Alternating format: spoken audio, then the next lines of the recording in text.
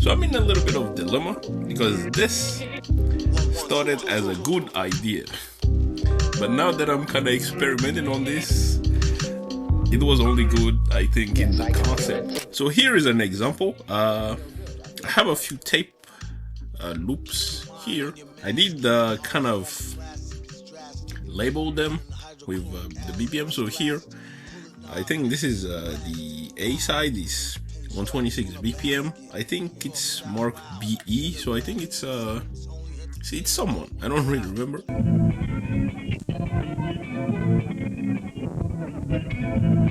You can hear there is something there. There is a guitar. There is a there is some bass guitar as well. So if I make it a little bit faster,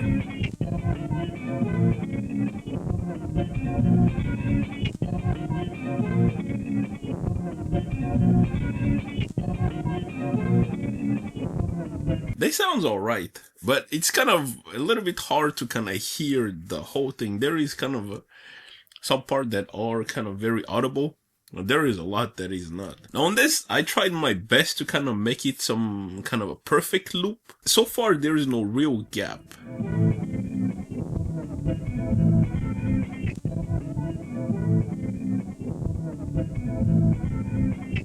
But if you follow the metronome, or at least if you kind of follow an eventual metronome, it's not consistently on beat.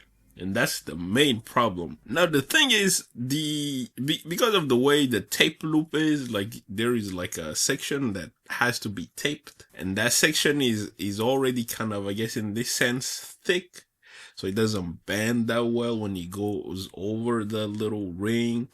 This sort of thing, so that also affects the way the tape kind of runs. Sometimes it runs normal, sometimes it slows down a little bit. So there is many things here, right? Now, it's not all bad. I think an easy way to kind of mask this is to force the rhythm, to kind of force it somehow. Of course, the best way to do this is with a sidechain. So if I go on here, put sidechain, and let's try to kind of count a little bit.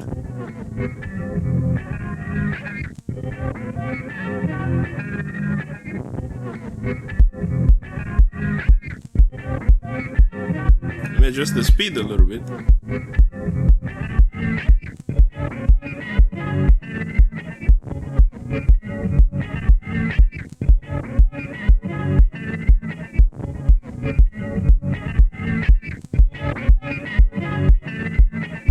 So it's kind of this broken beat.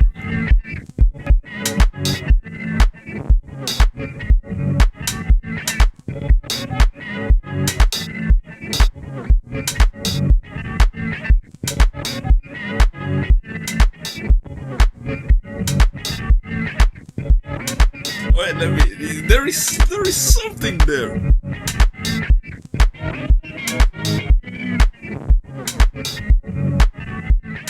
Or let's change tape. I think I have something else on the B side of this.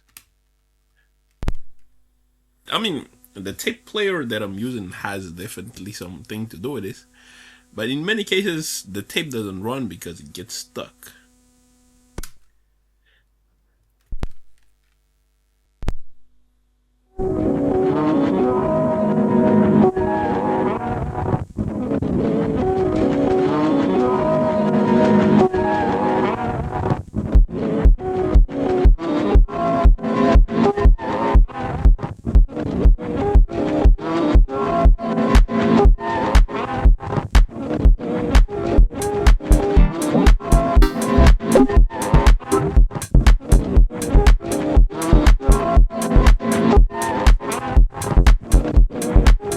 Let's try to find another tape. So this one is an 8 minutes, and then this is 125.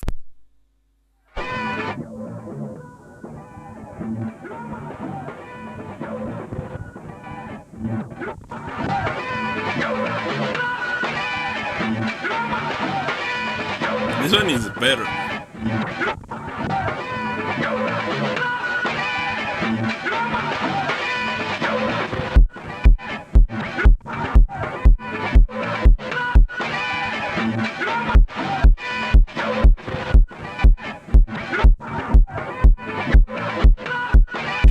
that's why I say it doesn't always maintain the speed.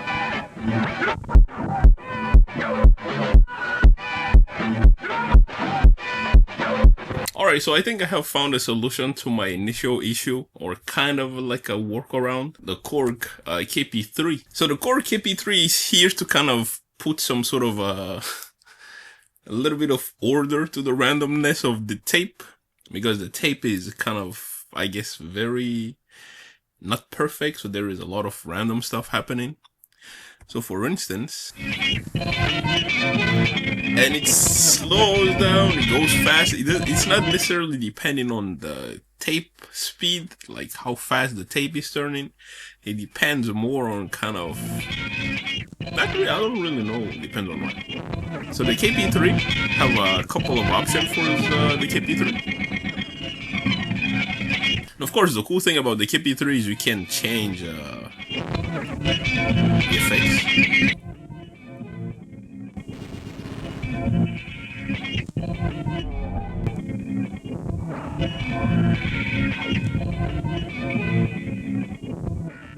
So yes, essentially I would like to kind of use this as kind of a fix to the randomness. Then I can hold it and then release when I'm kind of getting tired, I guess.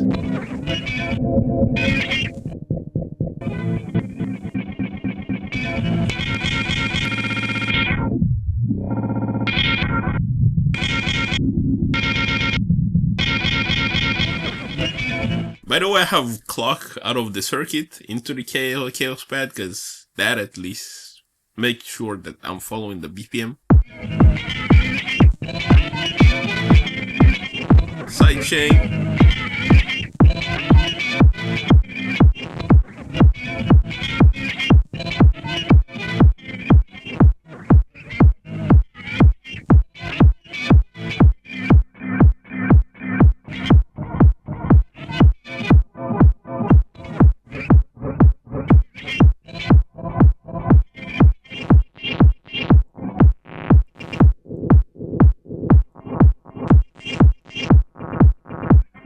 And of course, I can always adjust the depth of the effects with the input effects right here. So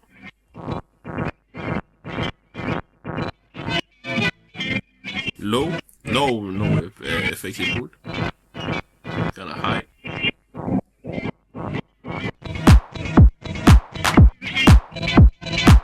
And then releasing.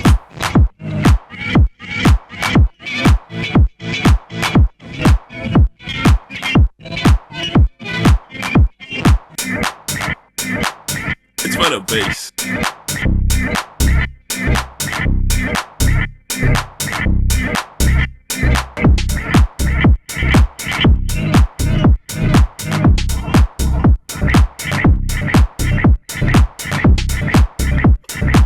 Let me release it again.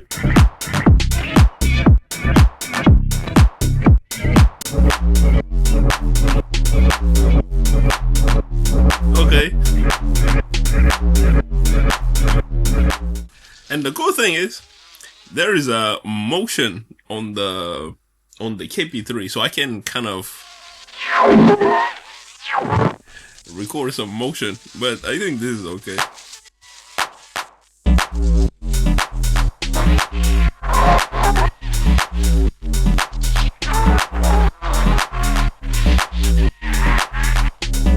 But yes, that's all I wanted to talk about. This thing, this is kind of like an infinite creativity loop. The initial idea was not this, I guess, but you know, you gotta kind of improvise. I'm still believing in kind of the tape deck thing, but for now, the KP3 is kind of the solution to all of this. I'm going to kind of play around with this for about like a minute or so, but yeah, kind of like this. So yes, thank you for watching, and then I'll catch you on the next one.